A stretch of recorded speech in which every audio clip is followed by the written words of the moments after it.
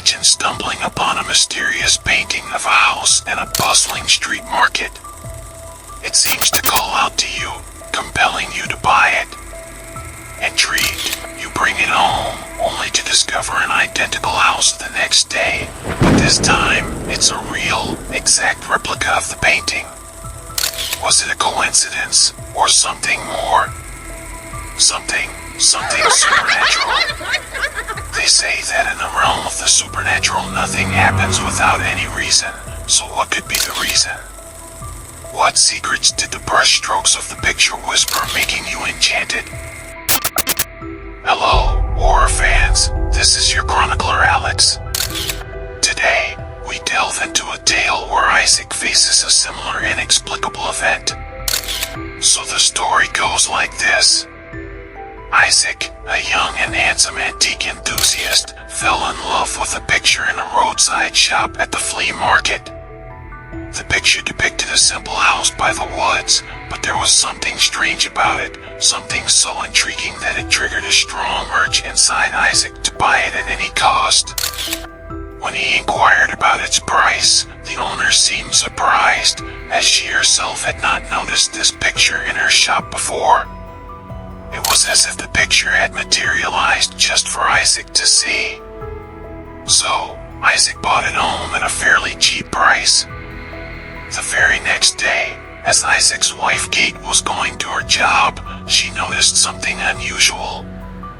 An exact replica of the house in the painting stood before her. Even more strangely, she passed by the same location every day but had never noticed this house before.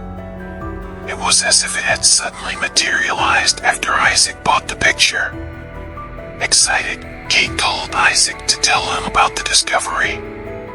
She described how the house and the trees beside it looked exactly like the painting. Shocked, Isaac could not believe what he was hearing. Kate urged him to visit the place after work to see it for himself. So, that's exactly what they did. They visited the place that day. Isaac, though initially unable to believe his eyes, was astonished when he saw the actual house. It was as if someone had taken inspiration from the painting to build this replica. However, upon entering the property, they realized that it was not maintained properly. Isaac decided to peek inside to check if anyone lived there, using the excuse that he came to return the picture. As they were contemplating this, a car rolled into the property, and a lady stepped out, smiling. Initially nervous, Isaac and Kate decided to stick to their excuse of returning the picture. However, the lady introduced herself as Lynn, a realtor.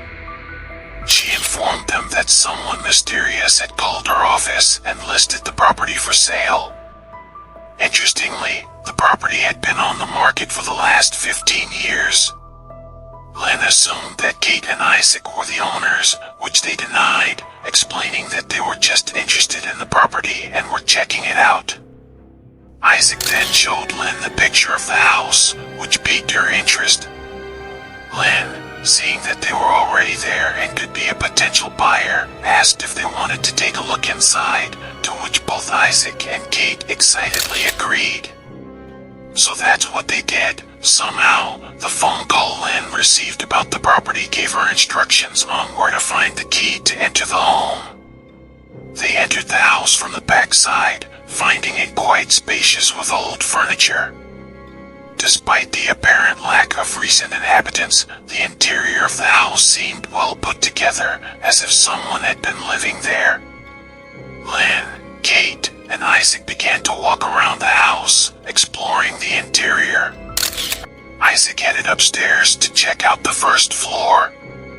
As he explored the rooms, he reached the window where the lady in the painting was standing. Suddenly, the lights in the house started flickering, then stopped after a brief moment. Isaac attributed this to poor maintenance, thinking that the wiring must be loose, and continued his exploration. Suddenly, Isaac heard footsteps coming from one of the rooms, as if someone had just entered. He searched for the origin of the footsteps, and out of nowhere, a lady appeared in the hallway. She was wearing a white dress and seemed very afraid and in a hurry, almost as if the lady from the picture had materialized in front of Isaac.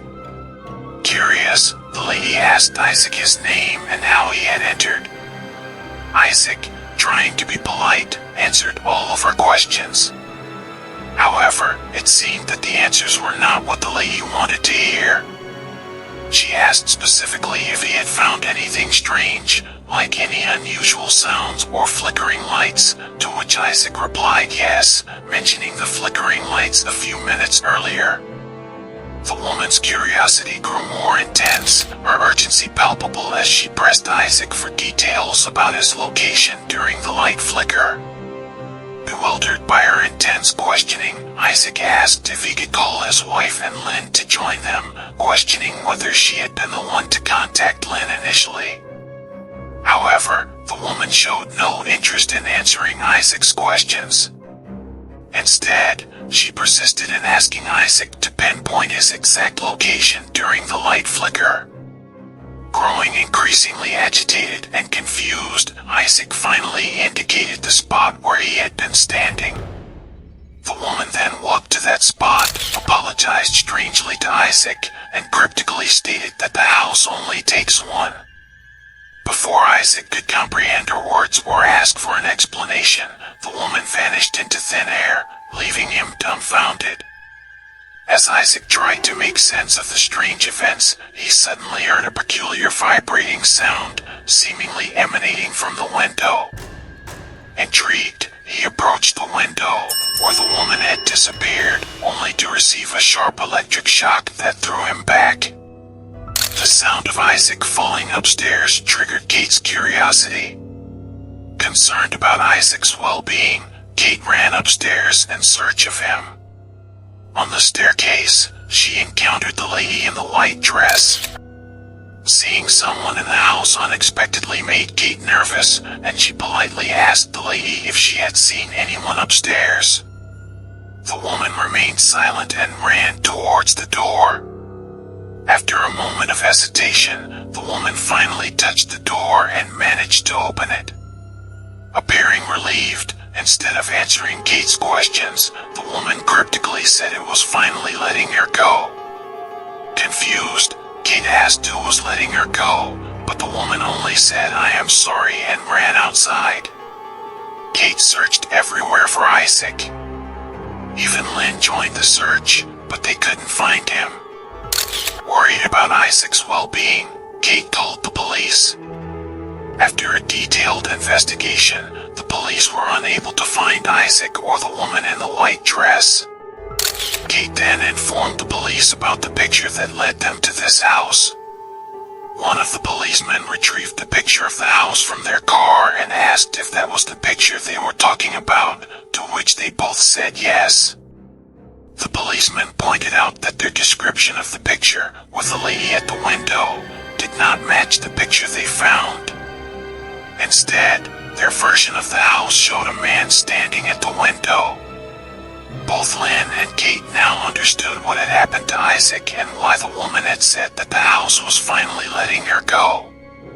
It was because they had found someone new to replace the woman, possibly as a pet in the form of Isaac. In the wake of Isaac's disappearance, the lingering mystery of the house and the woman in the white dress fuels speculation. Some suggest Isaac might have become trapped in a parallel reality, where the painting served as a portal between worlds. Others go further, proposing that the house itself has a profound purpose, far beyond trapping souls. Could it be that the house is a collector of supernatural energy, amassing experiences and emotions from its inhabitants? This energy might serve a greater, mysterious purpose, perhaps nourishing a higher being or entity. Alternatively, the house could be a gateway to realms unknown, with each captured soul acting as a key to unlocking new dimensions or powers. Another theory posits that the house acts as a catalyst for transformation, targeting individuals with specific qualities and subjecting them to its trials to alter them in profound ways. This transformation might manifest physically, spiritually, or even transcendentally, leading to a deeper understanding of the universe and one's place within it.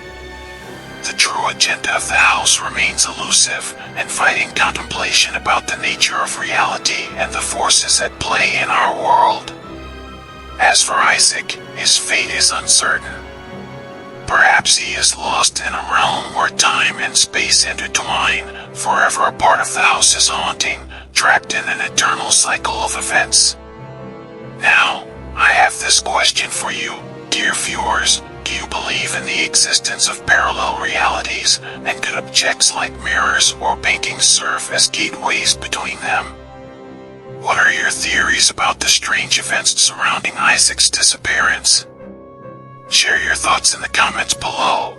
I'm eager to hear your perspectives. As we conclude our tale, I urge you to please like this video and subscribe to our YouTube channel. Your feedback matters, so please share your thoughts.